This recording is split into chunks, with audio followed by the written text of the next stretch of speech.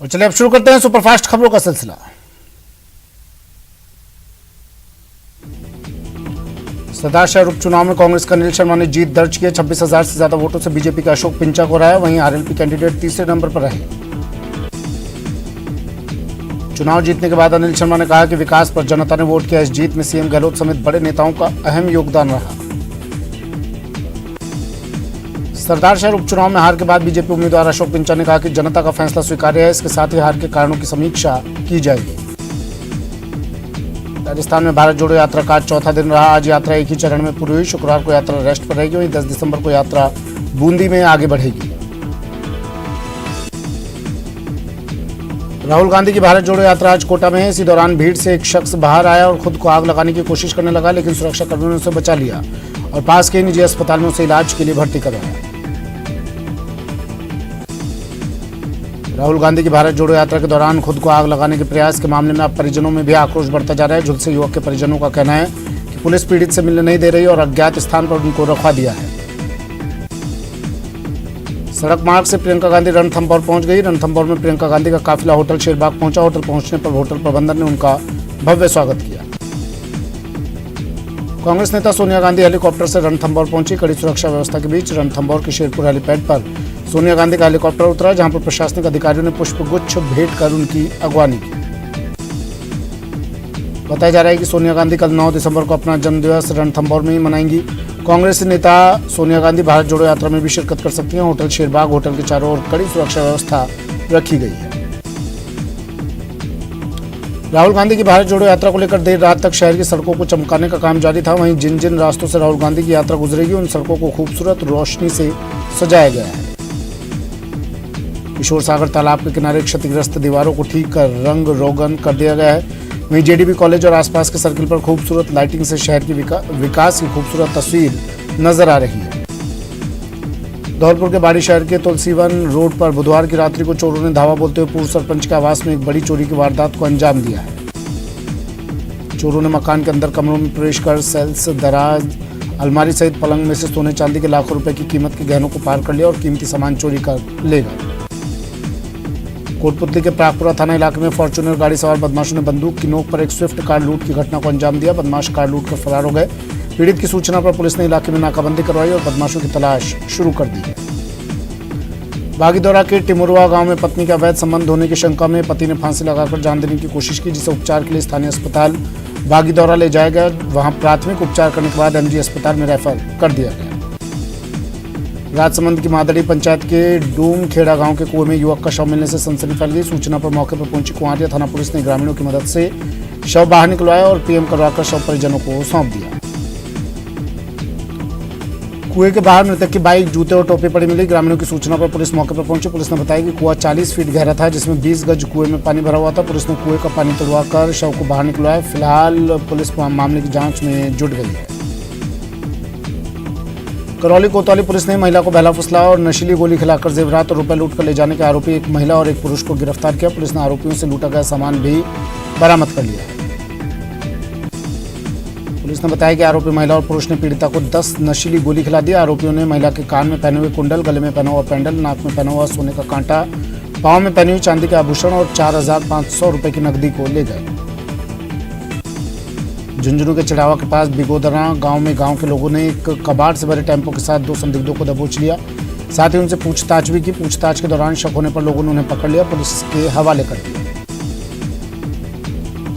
ग्रामीणों को शक है कि दोनों युवक सूने घरों से सामान चुराते हैं, साथ ही कचरा बीनने और कबाड़ लेने के लिए फेरी वाली चोरी की वारदात को अंजाम देते हैं। फिलहाल पुलिस इस मामले में दोनों युवकों से पूछताछ कर रही है। बांसवाड़ा के आनंदपुरी क्षेत्र के ग्राम पंचायत उदयपुरा बाड़ा के गांव पिथापुर गांव में परिवार के 4 लोगों ने आत्महत्या कर ली। मोहन पुत्र नाथू डामोर 2 दिन पहले गुजरात के राजकोट से घर लौटा था। वो गुजरात में बलात्कार के केस में जेल में बंद था। जेल से छूटने के बाद राजकोट में मजदूरी कर वापस घर आ रहा था। इस दौरान वो मानसिक तनाव में था। मोहन ने घर में अपनी झोपड़ी में बल्ली से साड़ी का फंदा लगाकर आत्महत्या कर ली। वहीं पत्नी और बच्चों को जहरीली दवा दी। चित्तौड़गढ़ में पुलिस अधीक्षक राजन दुष्यंत के निर्देशन में नशे की रोकथाम के लिए अभियान लगातार जारी है। इसी क्रम में मुख्यालय की सदर थाना पुलिस की टीम ने थानाधिकारी हरिंदर सिंह के नेतृत्व में कार्रवाई करते 3 लाख रुपए कीमत का अवैध डोडा चूरा बरामद किया। पुलिस ने कार्रवाई करते हुए 2 तस्करों को गिरफ्तार कर एक स्विफ्ट गाड़ी को भी सीज किया। गाड़ी में कुल 7 कट्टों में कुल 108 किलोग्राम 500 ग्राम अवैध डोडा चूरा पाया गया। लेक सिटी के पिछोला झील में 2 दिन पहले डूबे युवक की लाश मिल गई है। सिविल डिफेंस की टीम 2 दिन लगातार रेस्क्यू का सर्च ऑपरेशन कर रही थी, लेकिन कोई सफलता हाथ नहीं लगी। आज सुबह तीसरे दिन फिर से झील में सर्च ऑपरेशन शुरू किया गया और युवक के शव को झील से बाहर निकाल लिया गया। अंबा माता थाना पुलिस ने मृतक के शव को एमबी हॉस्पिटल की मोर्चरी में रखवाया। श्रीगंगानगर की लालगढ़ जाटान थाना पुलिस ने घर से लापता हुई 14 वर्षीय किशोरी को बरामद कर बाल कल्याण समिति के समक्ष पेश किया, जहां बाल कल्याण समिति के द्वारा किशोरी को विवेक आश्रम में भिजवाया गया। बाल कल्याण समिति के निर्देशों पर आज किशोरी का स्वास्थ्य परीक्षण करवाया जाएगा और मजिस्ट्रेट बयान भी दर्ज करवाए जाएंगे। नाबालिग किशोरी के माता पिता ने पड़ोस में रहने वाले एक विवाहित युवक पर नाबालिग किशोरी को बहला फुसलाकर भगा ले जाने का मामला दर्ज करवाया था। कोटा की लैंडमार्क सिटी में एक हॉस्टल के कमरे में देर रात अचानक आग लगने से अफरा तफरी मच गई। वहीं आनंद फानंद में हॉस्टल से करीब 142 कोचिंग छात्राओं को बाहर निकालकर दूसरी जगह शिफ्ट किया गया। हॉस्टल में रहने वाले स्टूडेंट्स निकलकर बाहर आ गए। कमरे से धुआं निकलता देख आसपास के लोगों में हड़कंप मच गया। लोगों ने निगम के अग्निशमन विभाग को सूचना दी। दमकलों के पहुंचने से पहले स्थानीय लोगों की मदद से काबू पाया गया। आग लगने से चारों तरफ धुआं भर गया। उदयपुर सूरजपोल थाना क्षेत्र के रावजी का हाटा स्थित अखाड़े के समीप आज सुबह विद्युत डीपी में अचानक आग लग गई। आग लगने के से क्षेत्र में अफरा तफरी मच गई। डीपी में धमाके सुन फायर ब्रिगेड और विद्युत विभाग को सूचना दी गई। सूचना पर फायर ब्रिगेड मौके पर पहुंचे, बड़ी मशक्कत कर आग पर काबू पाया। इस दौरान क्षेत्र में बिजली भी गुल हो गई। मॉर्निंग वॉक कर रहे लोगों ने बताया कि कल सुबह डीपी में शॉर्ट सर्किट हुआ, जिससे आग के साथ धमाके शुरू हो गए। फुलेरा के समीप पर तेहरनौदा रेलवे स्टेशन पर दैनिक रेल यात्री संघ की ओर से विभिन्न समस्याओं को लेकर रेलवे प्रशासन के खिलाफ प्रदर्शन किया गया। रेलवे प्रशासन को चेतावनी दी गई कि 7 दिन में दैनिक रेल यात्रियों की समस्याओं का समाधान नहीं किया जाता तो बेमियादी धरना और अनशन शुरू किया जाएगा। दैनिक रेल यात्री संघ हिरनौदा के अध्यक्ष डॉक्टर कानाराम कुमावत ने बताया कि यात्री संघ की मांगों के समाधान के लिए पूर्व में धरना प्रदर्शन किया गया था। डूंगरपुर शहर के वार्ड 8 सलाटवाड़ा से पार्षद ब्रिजेश सोमपुरा ने अनूठा प्रदर्शन किया। जर्जरहाल पुराना विजय स्कूल की सुध नहीं लेने से नाराज पार्षद ने अपने सिर के बाल मुंडवा लिए और सरकार को चेतावनी दी। पार्षद ने कहा कि सरकार और प्रशासन न तो भवन की मरम्मत करवा रहे हो, न ही इसे पूरा गिराया है, जिससे हमेशा खतरे का डर बना रहता है।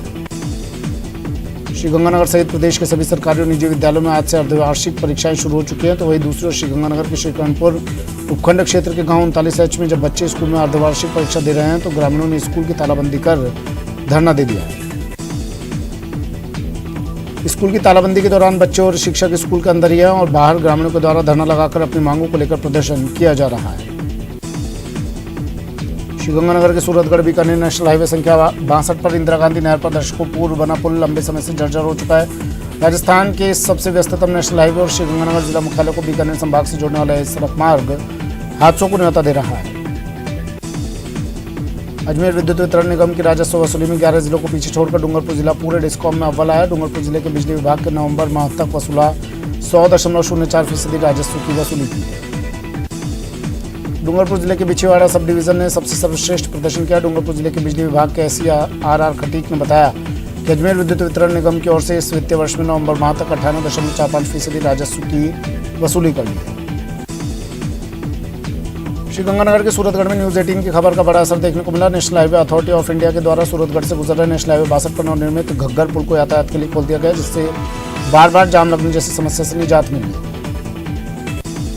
बता दें कि न्यूज 18 ने 5 दिसंबर को घग्गर पुल के बंद होने और क्षतिग्रस्त सड़क की वजह से लगे लंबे जाम की खबर को प्रमुखता से प्रसारित किया था, जिस पर NHAI ने नवनिर्मित घग्गर पुल की साइड रेलिंग के अधूरे कार्य को पूरा करवाकर पुल को आम यातायात के लिए खोल दिया। 12 वन विभाग द्वारा वन भूमि पर अतिक्रमण के खिलाफ अभियान चलाया जा रहा है। कस्बा थाना नाका और राजपुर में वन विभाग द्वारा 300 बीघा वन भूमि से अतिक्रमण हटाया जा रहा है। बता दें कि कुछ दिनों पहले अतिक्रमण हटाने गई वन विभाग की टीम पर अतिक्रमणकारियों ने हमला कर दिया था, जिसमें 1 दर्जन वनकर्मी घायल हुए थे, जिसके बाद वन विभाग द्वारा बड़ी संख्या में पुलिस जाब्ते होमगार्ड के जवानों के साथ इस कार्रवाई को अंजाम दिया जा रहा है। जैसलमेर का जिला अस्पताल इन दिनों खुद बीमार नजर आ रहा है। इसे जल्द से जल्द इलाज की जरूरत है। राजस्थान सरकार निःशुल्क इलाज और जांचों के मुद्दे को जोर शोर से भुनाने में लगी है, लेकिन शायद उनकी नजर सीमावर्ती जिले जैसलमेर के जिला अस्पताल तक नहीं पहुंची। जिला अस्पताल में पिछले 4 महीने से महंगी जांचें नहीं हो रही है और 2 महीने से सिटी स्कैन मशीन धूल फांक रही है। इसे 2 महीने से ठीक करवाने के कुछ खास प्रयास नहीं किए जा रहे, जिससे यहाँ आने वाले मरीजों को मजबूरन निजी लैबों में जाकर महंगे दामों में सिटी स्कैन करवाना पड़ रहा है। जोधपुर स्थित डॉक्टर सर्वपल्ली राधाकृष्णन राजस्थान आयुर्वेद विश्वविद्यालय द्वारा भोपालगढ़ की ग्राम पंचायत खेड़ापा के संयुक्त तत्वाधान में यूनिवर्सिटी योग नेचुरोपैथी और यूनिवर्सिटी होम्योपैथी चिकित्सालय संयुक्त हेल्थ चेकअप और अन्य परामर्श किया गया।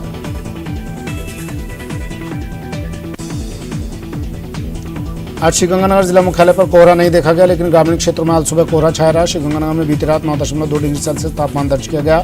वहीं दिन का तापमान भी 23 डिग्री के आसपास आने से ठंड का प्रभाव बढ़ गया है। बढ़ती ठंड की वजह से जहां एक और आम लोगों की दिनचर्या में परिवर्तन आने लगा, तो वहीं दूसरी ओर गर्म वुलन कपड़ों की बिक्री में लगातार इजाफा हो रहा है। मौसम विभाग ने आगामी एक सप्ताह के दौरान तापमान में उतार चढ़ाव का दौर बना रहने की संभावना जताई। चित्तौड़गढ़ के बेगू कस्बे और पारसोली गांव में रैपिड एक्शन फोर्स और केंद्रीय रिजर्व पुलिस बल की 83वीं बटालियन ने स्थानीय पुलिस प्रशासन के साथ मिलकर फ्लैग मार्च निकाला, ताकि भविष्य में जरूरत पड़ने पर उस इलाके में तुरंत पहुंचकर शीघ्र और प्रभावी कार्रवाई की जा सके।